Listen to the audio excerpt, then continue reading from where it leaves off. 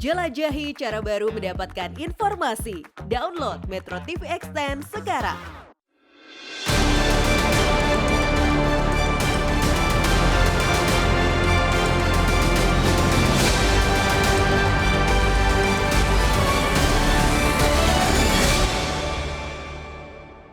Dipersembahkan oleh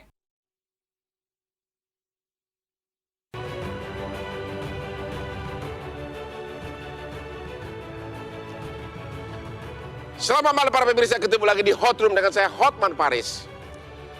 Heboh baru-baru ini, seorang jenderal Irjen Pol Krisnamukti mewakili Mabes Polri secara terbuka dan belak-belakan mendatangi KPK. Membawa yang diduga video lama tentang keberadaan di mana Harun Masiku. Seolah-olah menanyakan, "Hai KPK, kenapa kau belum bisa tangkap ini Harun Masiku? Ada apa? Ini pertanda apa? Apakah menjelang pemilu, Pilpres, persaingan antara dua institusi, Polri dan KPK sudah semakin memanas? Ada apa dengan Harun Masiku yang adalah DPO? Siapa yang melindungi dia? Kalau dia tertangkap, apakah memang ada oknum politisi atau pimpinan negeri ini yang terancam? Dan yang paling penting, apakah Harun Masiku masih hidup? Inilah Hot Room antara hukum dan politik Harun Masiku.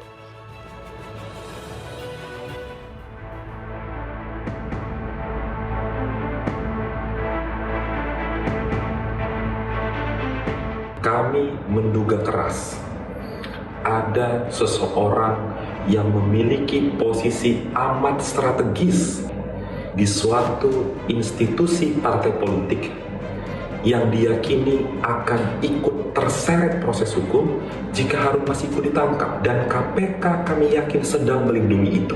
Berdasarkan data lintasan, seharusnya Harun Masiku kalau menggunakan paspornya itu ada di Indonesia. Seharusnya KPK bisa lebih mudah untuk menangani kasusnya, untuk bisa menangkap orangnya. Kewenangan untuk kasus korupsi yang ditangani KPK tentu KPK sendiri yang menangani. Kita tidak boleh ikut intervensi, kecuali KPK minta bantuan. Harun Masiku yang tercatat perlintasannya memang waktu itu masuk ke Indonesia. Tetapi di dalam perkembangannya, informasi yang kami terima bahwa yang bersangkutan itu sudah keluar dari Indonesia. Jadi setelah dia keluar, dia balik lagi ke dalam. Jadi sebenarnya dia bersembunyi di dalam, tidak seperti rumor. Tapi kita juga tidak menghentikan pencarian yang bersangkutan.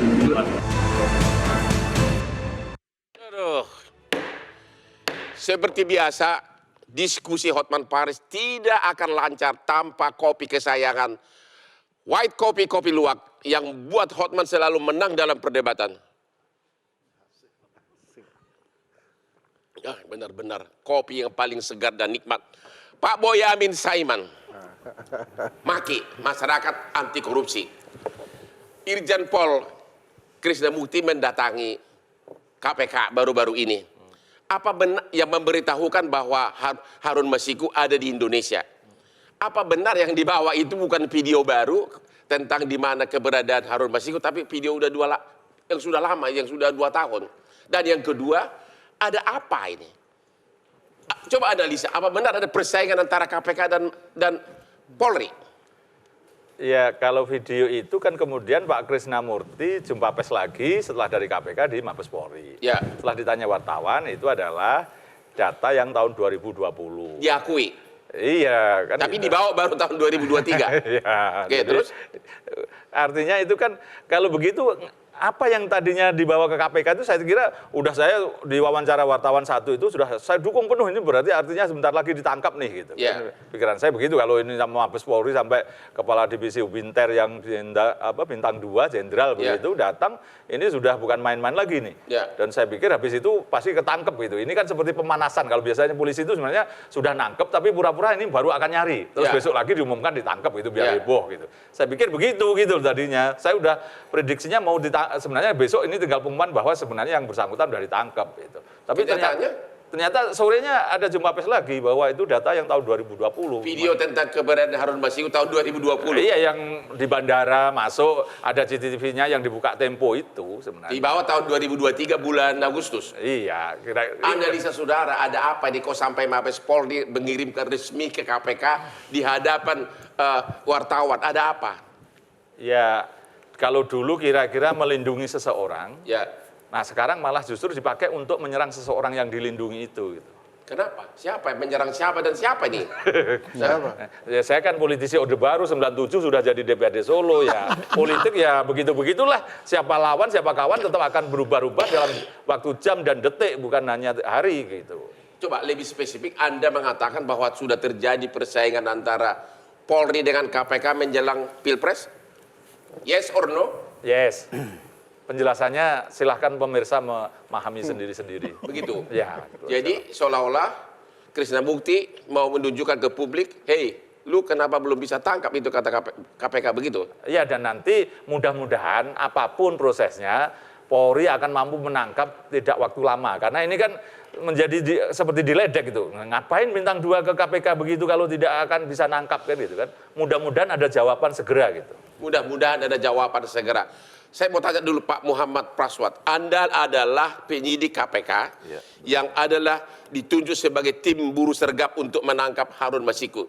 Tapi begitu SK Anda didapat, langsung Anda dinonaktifkan dan kemudian Anda tidak lulus tes ulang dan akhirnya keluar dari KPK, benar? Betul, Bang. Bisa Anda ceritakan apa pengalaman saudara waktu mau nangkap Harun Masiku? Jadi secara kronologis kan sebenarnya melalui data perlintasan tuh kita lihat tanggal 6 Januari itu Tahun berapa? Tahun 2020. Ya. 6 Januari itu Harun Masiku keluar ke Singapura, 7 Januari dia balik, 8 Januari itu terjadi rangkaian proses OTT di KPK, 89. Terakhir itu terdeteksi Harun Masiku ada di sekitaran Blok M, PT IKA, Kebayoran dan sekitarnya. Ya. Lalu kemudian tim malam itu juga gagal. Nah ini ada update terbaru dari yang kemarin kita dengar bareng-bareng. Ada perlintasan lagi tanggal 16 ke Singapura lagi dan tanggal 17 ke Indonesia kembali. Ya. Tapi itu di tahun 2021 ya Bang? Ya. Yang harus juga kita perhatikan juga red notice-nya itu dikirim 1,5 tahun kemudian. Sesudah dia kabur. Sekitar tanggal, bukan sekitar, tapi tanggal 30 Juni 2021. 1,5 tahun sesudah dia menghilang. 1,5 tahun. Nah, Dan pasca red notice Ya. dibentuklah kemudian surat perintah pengejaran Harun Masiku. Dan Anda salah satu di situ. Saya salah satu kemudian Sebagai sama penyidik KPK. bareng-bareng Dan terus? dengan Harun Al-Rashid sama Pak Damanik, Ronald Paul Sinyal dan teman-teman yang lain. Ya. Lalu kemudian kita mulai melakukan checking terhadap beberapa negara Asia Tenggara, ada Malaysia, ada Singapura dan lain-lain tuh. Lalu mulai kita susurin semua lubang informasi. Ada beberapa teman juga yang mulai ke daerah sekitar utara Indonesia, terus mendekati pulau-pulau terpencil dan lain-lain. Dari baru mulai itu 1 bulan kalau nggak salah itu kita langsung dinonaktifkan. Dinonaktifkan dalam rangkaian TWK saat itu kan. Lalu tanggal 30 September 2021 kami semua diberhentikan secara tidak hormat, secara hormat. Nah, dari rangkaian ini sebenarnya Bang Hotman, di dalam KPK sendiri saat itu bergejolak karena pertama tentu saja dengan adanya insiden yang gagalnya proses penangkapan pada saat operasi tangkap tangan di malam di sekitaran PT IKA, Kebayoran dan Gagal penangkapan di PT IKA. Ya, jadi Anda udah mau datang mau nangkap. Pada satu tim sidik bukan anggota, saya tidak masuk dalam tim sidik saat itu, tim penyelidik OTT dan teman-teman yang lain dari satgas lain sedang merapat saat itu. Nah disitulah ada satu kegagalan yang waktu itu terlaksana ya pada saat proses penangkapan. Kedua juga ada jeda 1,5 tahun untuk ngeluarin red notice yang kemudian kita launching ke Interpol. Terus juga pembentukan satuan tugas untuk pengejaran Harun Masiku sampai ke luar negeri ini juga dilakukan 1,5 tahun setelahnya. Jadi memang secara natur kita para penyidik di KPK pada saat itu memang mempertanyakan kenapa kok penanganan Harun Masiku ini tidak seperti biasanya. Jadi Anda melihat seolah-olah ada oknum dari KPK yang melindungi Harun Masiku? Saya sulit untuk ngomongin itu, tapi penanganannya tidak seperti biasanya kita melakukan pengejaran misalnya terhadap Nazarudin saat itu. Gitu. Nazarudin kita kejar sampai ke Bolivia, sampai ke Argentina, sampai ke Bogota, sampai ke Amerika Selatan. Dan kebetulan Nazarudin klien saya lagi. Jadi memang untuk Harun Masiku ini gerakan kita aja untuk melakukan checking terhadap negara-negara di hanya Asia Tenggara aja itu butuh waktu yang lama. Hampir 1,5 tahun baru dibentuk tim pengejaran buronan ini.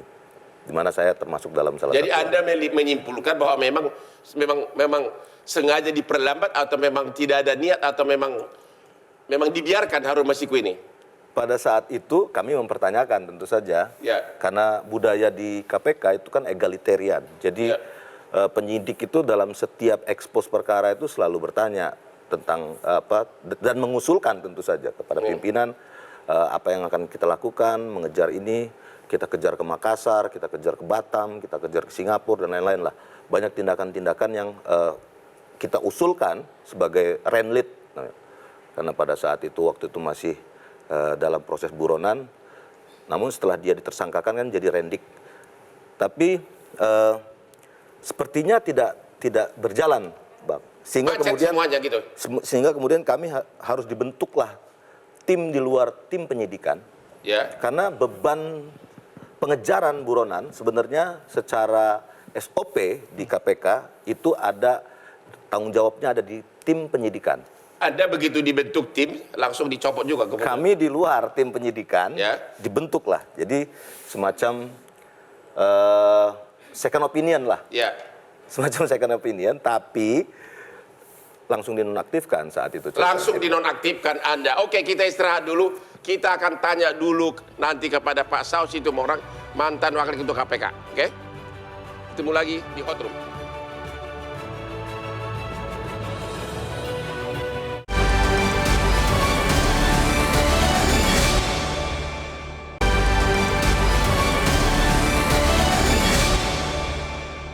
Dipersembahkan oleh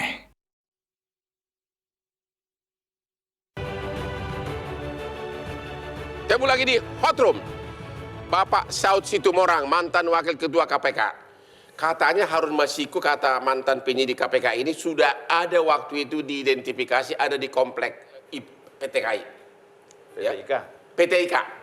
Tapi sudah mau ditangkap, tapi tiba-tiba ada yang menggagalkan. Analisa Bapak ada apa? Yang kedua, kenapa Nazarudin bisa ditangkap sampai ke Bogota? Ya, klien saya kebetulan. Tapi Harun Masiku sampai sekarang, siapa yang melindungi? Ya, pertama, kalau diumpamakan bermain musik, ini teman-teman di KPK ini kalau dia mau lagu apa aja gitu, mereka tuh udah hafal gitu, nggak perlu pakai partitur gitu. Udah ratusan kali mereka melakukan OTT itu. Jadi kalau habis ini apa, habis itu udah otomatis saja mereka. Pertanyaan saya ketika itu, kok ini yang satu ini susah banget gitu. Menurut Bapak? Ya menggeledah aja nggak jadi kan? Ke DPP aja nggak jadi digeledah. Jadi maksud saya, bagi seorang pemain musik yang sudah hafal memainkan tone-nya, lagunya, bahkan dia hafal persis. Apalagi kalau target itu biasanya sudah jelas, by name, by address, selalu saya bilang begitu.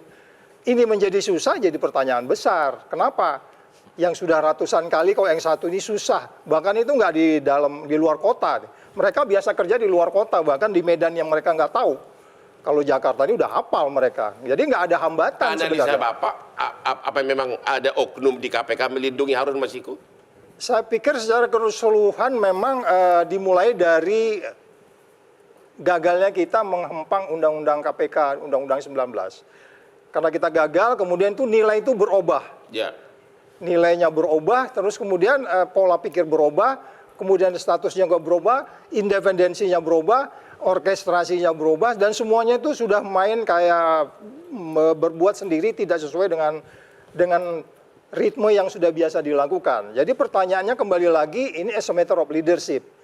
Pertanyaan terakhir, tadi kenapa kaitannya kok agak sulit, kaitan dengan kasus klien Bapak dulu.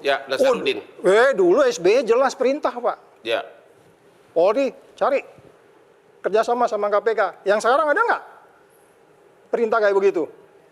Ya. Makanya kalau Pak Hotman tanya saya, kapan ini bisa selesai? Mungkin nunggu Anies jadi presiden dulu. Hah? Ya.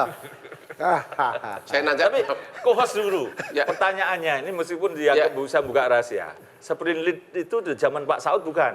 Yang mana? Kasus ini surat perintah penyelidikannya masih zaman Pak Saud nggak? Pak Saud mungkin bisa menyampaikan. Ingat saya enggak ya?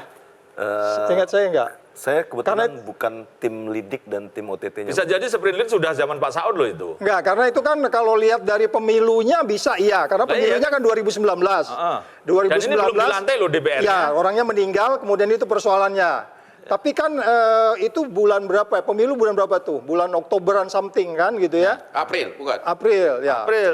Ya. Bisa jadi sudah, tapi saya nggak ingat persis tentang itu. Tapi yang saya bilang tadi adalah OTT itu udah biasa, Pak Hotman. Ya.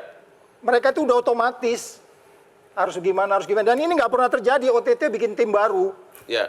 Nggak ada kejadian. Mereka bisa memainkan siapa kemana, mengerjakan apa, itu udah biasa gitu. Tutup mata mereka OTT itu bahasa kasarnya. Tapi yang satu ini kok susah banget, dan itu di Jakarta. Kasusnya itu nggak sulit-sulit amat. Ya. Jadi kenapa ini bisa jadi kelihatan sulit? Ya kembali lagi high political environment gitu kalau saya Jadi bilang. tindakan KPK itu sudah dipengaruhi oleh politik begitu. Analisis boleh salah, tapi keyakinan saya iya. Begitu. Karena pimpinan yang baru nampak nggak begitu paham OTT ini. Dan ada jaksa yang jadi nggak paham, Pak. Beda nggak paham dengan nggak mau. Tapi kan artinya rangkaian itu saya yakin sudah oleh tim sebelum pimpinan zaman yang sekarang. Jadi zamannya Pak Saud gitu loh sebenarnya. Karena ada jaksa yang jadi supervisor itu bahkan tanda kutip di-grounded ya Pak. Bisa jadi karena Oh disuruh pulang. Kalau begitu kita tanya dulu kepada Henry Satrio. Apa analisa Anda ini dari segi politik? Kenapa? Siapa yang ketakutan kalau sampai si Masiku ini ketangkap? Berat. Ini luar biasa. Tapi gini, saya sebelum saya jawab itu, tapi kemunculan Harun Masiku yang menurut saya ini tiba-tiba. Tapi kalau Bang Hotman lihat, saya sebagai pembaca media, itu 5 Agustus Sekjen PDI Perjuangan melontarkan opini tentang MK yang akan memutuskan 2023. Iya, 5 Agustus 2023 Sekjen PDI Perjuangan itu menyampaikan opini tentang MK yang akan memutuskan batas usia. Kritikan atau apa? Opini aja. Dia mengatakan harusnya, kalau saya tidak salah ya, kurang lebihnya MK harusnya sesuai saja dengan bukan. Gini apa yang terjadi sekarang itu yang kita laksanakan, kira-kira gitulah. Harusnya dihormati. Jangan dirubah begitu. Kurang lebih begitu. Ya. Kemudian 7 Agustus, jadi itu hanya selang 2 hari, tiba-tiba muncul tuh Harun Masiku terdeteksi, gitu kan? Jadi sebagai pengamat politik kan, saya lihat wah ini kenapa kemudian seperti ada gayung bersambut ya, gitu. Ya. Seperti jangan ngomong gitu, ini ada sesentil nih keluar nih, terdeteksi dia. Ya. Nah itulah makanya kalau dilihat kejadian-kejadian politik itu akhirnya kan disambung-sambungkan. Karena ini judulnya antara politik dan hukum, saya bicara politik, begitu gitu ya. Jadi Anda mengatakan Polri menyentil dengan ini nih. Saya nggak tahu siapa yang menyentil, tapi sequence-nya seperti itu. Ya. Makanya sekarang tadi siang kan agak rame tuh pada saat Pak Firly dasinya dibetulkan oleh Ibu Mega kan. Ya. Jadi kemana-mana tuh analisa-analisanya. Tapi tadi saya lihat Pak Firly. Kita lihat dulu videonya tadi. Kita lihat dulu fotonya. Emang ada? Pada saat dasi Ketua KPK, aduh mesranya. Momen Megawati merapikan dasi Firly Bahuri di sidang tahunan MPR. Ini pertanda apa nih Pak? Pertanda dasinya miring aja Pak, terus dilurusin sama Ibu Mega. Enggak, tapi saya mau ini juga, saya mau tambahkan juga biar adil. Pak Firly, Pak Jokowi juga menyalami Pak Firly. Oh begitu, tapi kan nggak beresin dasinya kan? Nggak beresin dasinya kalau. Jadi analisa Anda kenapa? Siapa yang ketakutan? Siapa nih? Si DPO ini ketangkap. Saya tuh sampai hari ini juga nggak tahu kenapa begitu ada yang. Kenapa Bang Hotman sampai bertanya ada yang ketakutan atau tidak gitu kan? Karena sebetulnya kan case Harun Masiku ini biasa-biasa aja gitu. Tadi Bang Saud sudah bilang ini biasa, Bang Prasad juga udah bilang ini biasa juga.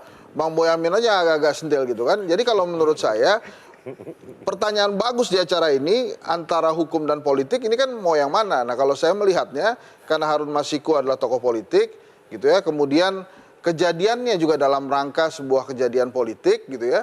Kemudian dari sequence yang terjadi ada politiknya. Maka jadi bisa Anda saja. yakin bahwa ada tokoh partai politik yang ketakutan begitu? Saya yakin. Jangan muter-muter dong. Saya yakin apakah ada tokoh politik yang ketakutan, mungkin bukan ketakutan bahasanya, berkepentingan mungkin. Berkepentingan. Oke, kalau gitu kita istirahat dulu. Sesudah yang berikut ini tetap di Hot Room.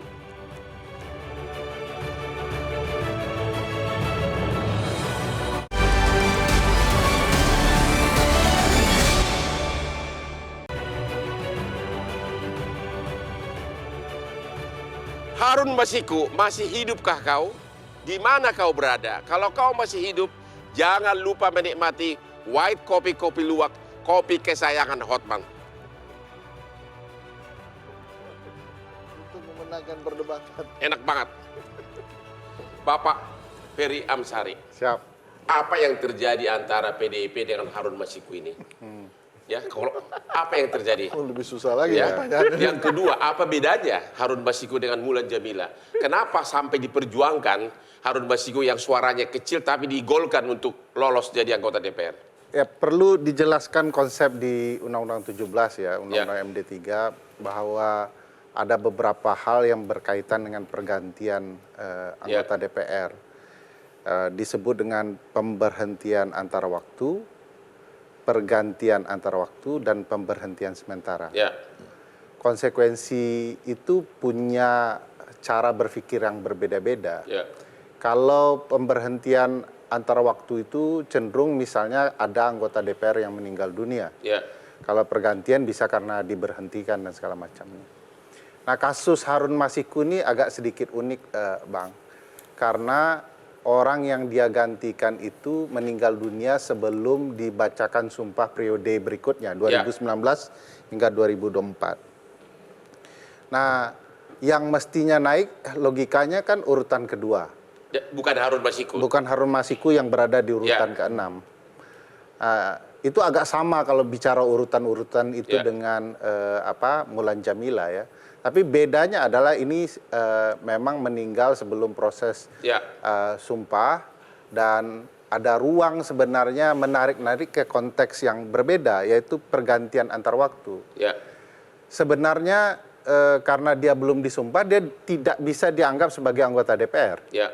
Jadi oleh karena itu oleh KPU dipindah ke nomor 2. Ya. Karena kalau meninggal dunia biasanya menurut undang-undang pasal 239, 240 241 dan turunannya 242 menyebutkan itu wewenang partai politik kemudian mengusulkan kepada pimpinan DPR. Nah karena kasusnya agak unik, tiba-tiba perkara ini dibawa ke Mahkamah Agung dan diputuskan bahwa karena partai politik adalah peserta pemilu, maka partai politik yang berwenang. Dan itulah yang membuat Harun Masiku lolos walaupun suaranya kecil.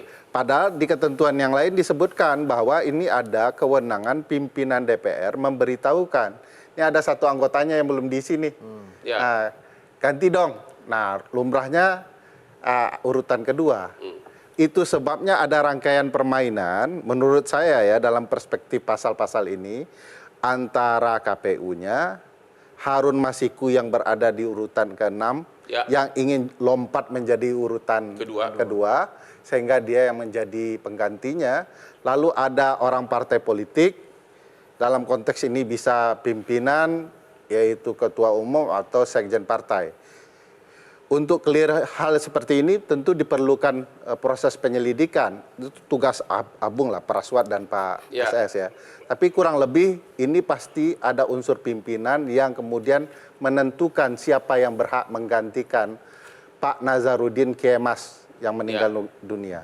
Nah ini kalau dijawab dari konteks pasal-pasal ini sudah ditemukan rangkaian peristiwanya. Tinggal dibuktikan fakta-fakta keterlibatan itu. Jadi Anda mengatakan Harun Masiku nggak bermain sendiri? Nggak bisa bermain sendiri, Bang. Karena ini kasus meloncat yang luar biasa ya. Kalau Mbak Mulan Jamila kan urutan ke-5. Ya. Dan itu belum disumpah dan orang diberhentikan. Nah, ini lebih unik lagi sebenarnya. Ya. Karena untuk apa kita berpemilu kalau bukan pemenang pemilu yang terpilih. Jadi itu kemudian sebelum sumpah. Tapi orangnya masih ada begitu kan. Nah, ini problematika kepemiluan yang kemudian dijadikan transaksi politik untuk kepentingan orang tertentu bisa duduk. Jadi Anda analisa saudara, ada oknum senior partai politik yang sangat ketakutan kalau Harun Masiku ketangkap. Di undang-undang bukan oknum senior, Bang, pimpinan partai politik. Jadi menurut Anda ada pimpinan partai politik yang sangat gusar, gundah gulana kalau sampai Harun Masiku ketangkap? Yang saya bisa jelaskan bahwa unsur pimpinan itu menentukan untuk seseorang bisa duduk di DPR. Ya. Harun Masiku yang secara hukum tidak mungkin duduk, tiba-tiba bisa duduk. Nah, ini kan ceritanya pasti ada rangkaian. Yang saya yakini tidak mungkin hanya Wahyu Setiawan di KPU yang menentukan proses ini. Pasti ada unsur pimpinan partai, juga ada unsur-unsur yang lain. Jadi menurut analisa Bapak, kedatangan Irjen Pol Krishna Mukti itu mau nyindir siapa nih? Ya, persisnya tentu harus ditanya Pak Krishna Mukti. Analisa saudara, Kalau sampai datang ke KPK nggak biasa terbuka begitu atas nama dia mewakili Mabes Polri? Kalau saya dulu percaya kepada KPK karena terbukti lebih canggih daripada aparat penegak hukum lain. Kalau sekarang tidak mampu menangkapnya, mungkin karena menyindir KPK sekarang dan partai-partai tertentu. Tadi kan dianalisakan, jangan-jangan dengan kedatangan ke sana akan ada orang yang merasa ini teguran untuk dia karena dia terlibat dalam proses pergantian tidak wajar Harun Masiku untuk duduk di DPR. Sampai terjadi permainan uang. Ya. Oke, Pak Boyamin, menurut Anda Harun Masiku ini sudah masih hidup atau disembunyikan? Lebih berat. Kalau undang-undang asuransi, hukum asuransi, sorry. Itu kan kalau 2 tahun nggak kelihatan, nggak ditemukan kan dianggap meninggal dunia supaya preminya cair kan gitu. Nah, saya pernah ngomong itu supaya Harun Masiku tertantang, "Wih, muncul Boyamin salah" gitu loh. Pernah begitu sebenarnya. Sebenarnya saya ingin segera menggugurkan kewajiban saya memberi hadiah iPhone terbaru kepada penemu. Kan saya dulu pernah hadiah itu. Dan kepada Pak Nur Hadi sudah saya kasihkan yang penemunya. Nah, Harun Masiku itu janji saya iPhone terbaru. Jadi kalau dulu itu 11 pernah akhirnya beli yang 13, akhirnya nanti kalau ada 15 ya harus beli 15 untuk analisa saudara, Harun Masiku masih hidup nggak? Masih. Di Malaysia di Negeri 9 pernah terdeteksi di sana, kira-kira gitu. Itu di Bandar Seri titik-titik. Ya sudah agak lama, masa-masa tengah Covid lah waktu itu. 3 tahun Harun Masiku hilang. Yang dia biayai siapa? Dia kan bukan orang kaya, nggak sekaya aku. Oh jauh. Kalau itu memang saya akui dia jauh. Ya siapa yang membiayai? 3 tahun hilang. Kok ditanyakan saya? Analisa Anda kan masyarakat anti korupsi. Ya. Ini kita jadi makin ketakutan ini loh. Japri aja Bang, Japri. Pak Hendri kemana? Apa? 3 tahun menghilang. Menurut Anda siapa yang membiayai? Yang membiayai Harun Masiku ini? Ada Bang yang membiayai Bang. Ada. Enggak, saya tanya itu kira-kira menurut Abang ada yang membiayai? Bang, Anda yang ahli analisa, aku kan cuma host. Begini, jawabannya Bang, apa? Kalau 3 tahun, kalau dia punya pohon duit mungkin ya itu aman-aman aja gitu. Benar, kalau punya pohon duit. Kalau punya pohon duit, tapi kalau tidak punya pohon duit kan dia mau makan dari mana kan? Sementara dia, saya dengar dia coba dulu staf legal biasa, buka kantor pengacara, kurang laku. Jadi diduga memang tidak punya finansial yang kuat. Iya Bang. Gimana tuh Bang hidupnya kira-kira? Kalau nggak ada yang menghidupi tuh kira-kira kan? Jadi menurut Anda ada yang menghidupi? Pasti, tapi siapa? Enggak, kalau saya yain melanggar hukum kan saya tuh? Enggak. Pasti ada yang membiayai. Iya, ya enggak. Itu menurut saya sih pasti ada yang membantu lah. Ya. Dan ini agak melenceng, orang Indonesia tuh suka membantu Bang. World Giving Index, Indonesia tuh nomor 1 di dunia. Jadi menurut Anda apakah Harun Masiku itu adalah kotak Pandora membongkar rahasia? Kalau dari sequence yang sebelumnya kan ada yang tertangkap, komisioner KPU ya nggak salah kan. Terus kemudian ada orang partai juga oknumnya, 1 orang. Terus kemudian kata Bang Praswat tadi kan, ada yang tertangkap di Blok M, terdeteksi di Blok M kemudian tidak ada dan lain-lain. Tapi Pak Saud kan bisa aja misalnya kalaupun Harun Masiku ketangkap, kan dia bisa aja pasang badan tidak ngaku siapa yang membiayai, tidak ngaku kepada siapa uang dikasih, kan bisa aja dia pasang badan kan? Menurut Anda gimana sebagai mantan? Kan bukti-bukti itu sudah jelas, Pak. OTT itu kan sesuatu yang nggak pernah kalah. Iya, tapi kan tidak menyebutkan pimpinan partai. Oh iya, nanti kan kalaupun dia nggak menyebut, tapi nanti kan kita bisa ditelusuri siapa yang sebenarnya bisa dikenakan pasal 21 nih. Ini kan sekarang orang yang biayain ini bisa dikenakan pasal 21 kan, menghalang-halangi penyidikan kan. Nah, maksud saya pasti mereka sudah berpikir tentang itu. Oleh sebab itu ya ini dipertahankan sampai kiamat ya dia tidak akan pernah muncul. Makanya saya bilang tadi sekali lagi nunggu Anies jadi presiden dulu. Baru jelas ini hukum di Indonesia gitu loh. Jelas kira-kira. Jadi saya nggak jelas begitu Anda nunjuk. Jadi menurut Anda pemberantasan korupsi itu pedang pemberantasannya itu dipegang oleh national leadership. Diam semua ya. Kerjakan ini. Ya. Kan kita tadi udah nyambil contoh ya soal sampai orang ke Amerika Latin bisa dikerja. Emang waktu itu ada uangnya KPK.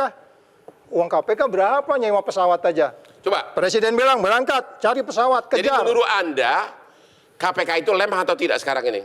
Lemah. Menurut Anda apakah dari Presiden nggak ada ketegasan memerintahkan KPK atau tidak punya wewenang memerintah KPK? Mereka agak sulit untuk bermanuver karena dia bagian dari PNS, bagian dari pemerintah gitu loh. Jadi Anda nggak bisa berharap apa-apa saat ini terhadap mereka. Sampai kemudian undang-undang diganti. Bagian dari PNS harusnya kan Presiden bisa perintah. Memang harusnya begitu. Tapi kan? tidak. Tapi kan keinginannya memang lain. Keinginannya bila perlu memang Harun tidak akan pernah kembali kan begitu. Keinginan siapa? Banyak orang. Ya kuda istirahat dulu deh, gue pusing. Ketemu lagi di Hot Room.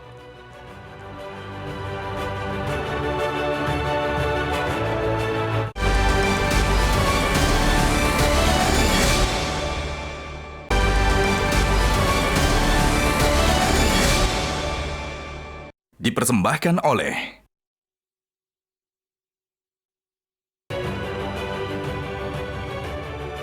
Ketemu lagi di Hot Room. Boyamin, ini kesimpulan segmen terakhir.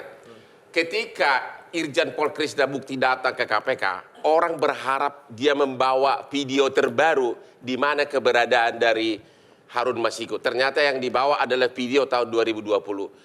Analisa Anda memang sudah dimulai debat persaingan antara KPK dan Polri? Sudah.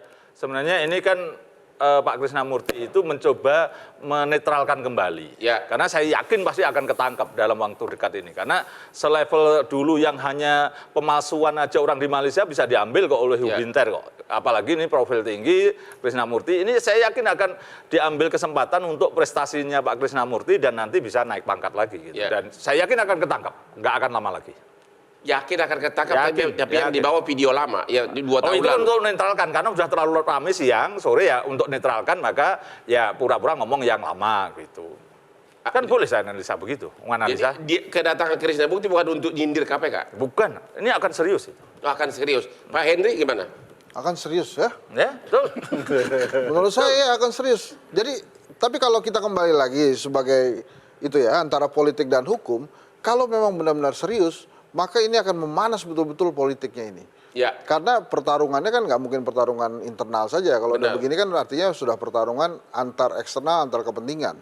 Kalau saya tadi bacakan sekuens-sekuensnya itu, ini mungkin ada 2 gajah yang sedang bertarung ini. Yang satu menahan, yang satu mencari kan. Tapi kalau kemudian menurut Bang Boyamin Saiman, buka borok gitu. Ya, kalau menurut Bang Boyamin Saiman, ya kan tadi yang ngomong gitu, akan serius. Maka saya juga akan serius lah. Anda yakin kalau sampai Harun Masiku ketangkap bakal ada oknum pimpinan partai yang kena?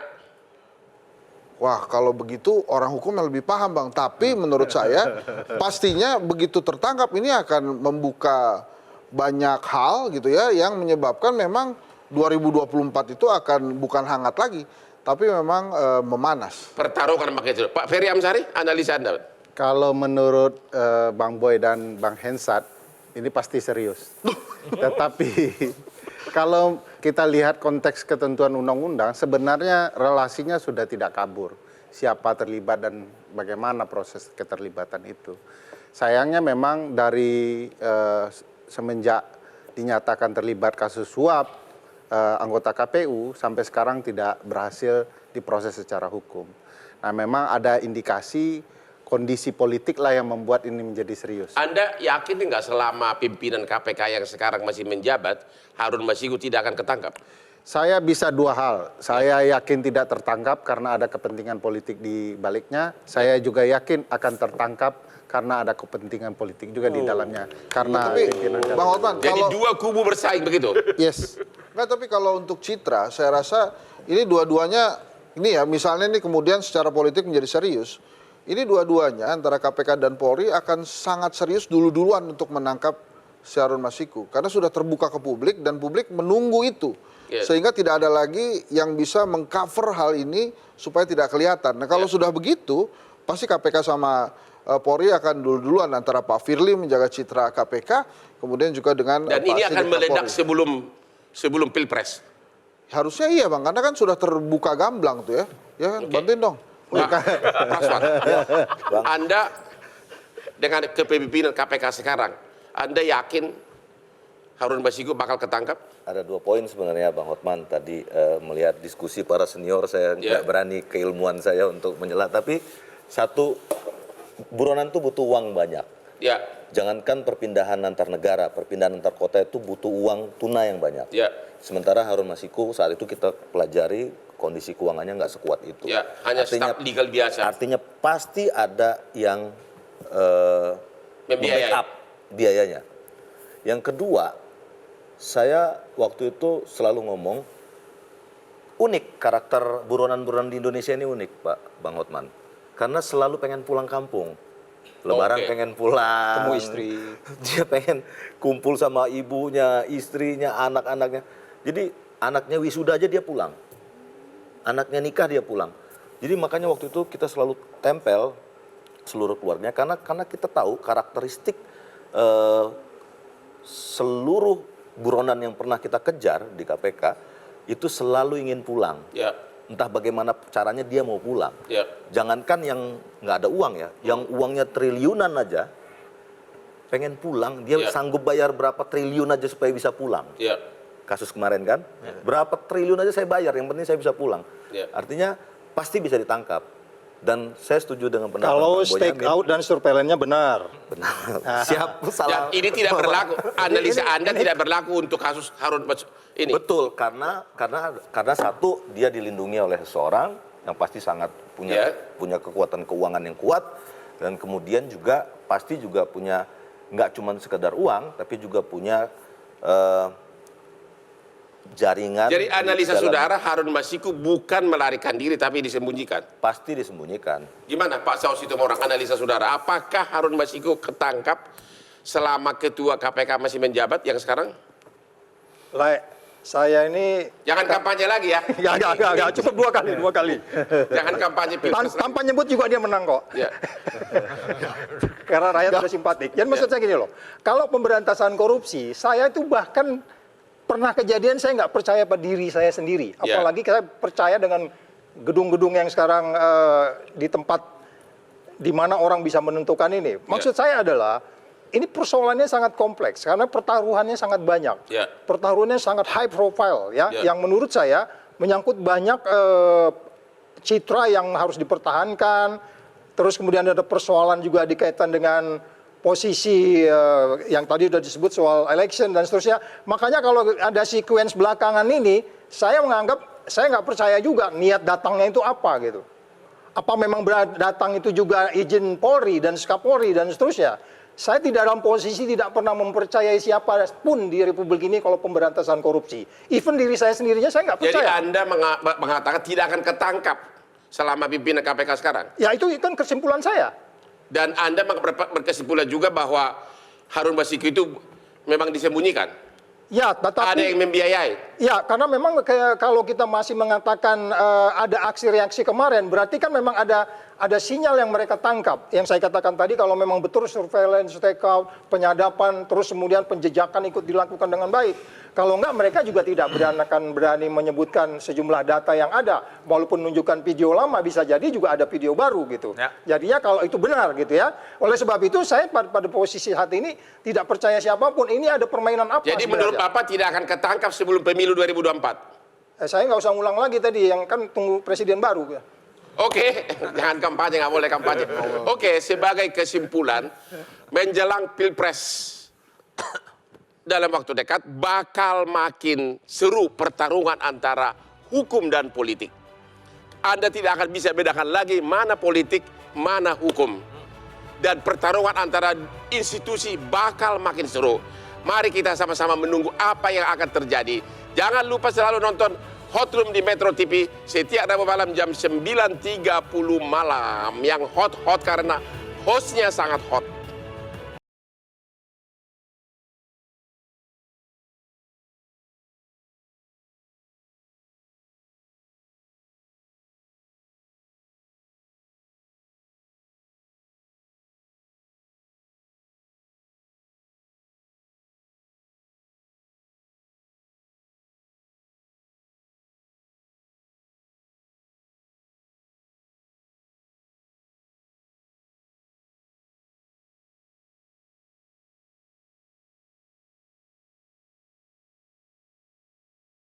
Cara mudah mendapatkan informasi dengan satu sentuhan jari. Download Metro TV Extend.